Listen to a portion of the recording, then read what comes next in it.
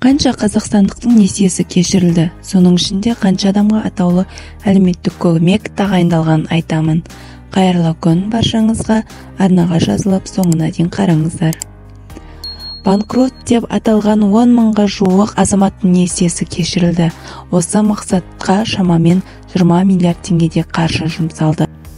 Мемлекеттік кірістер комитетінің мәліметінше, жеке тұлғалардан 86 мың өтініш келіп түскен. Оның жартысынан көбі мақұлданбапты.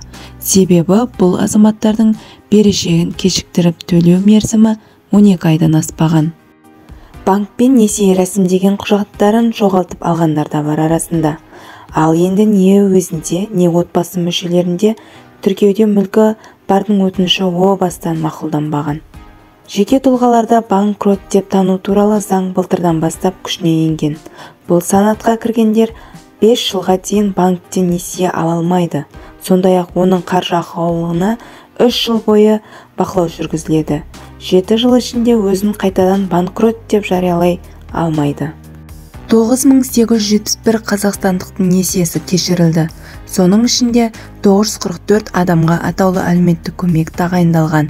Бұл азаматтардың енді қаржы сауатын арттыру үшін жұмыс істейміз, деді Мемлекеттік кірістер комитеті төрағасының орынбасары Қайрат Ниятов.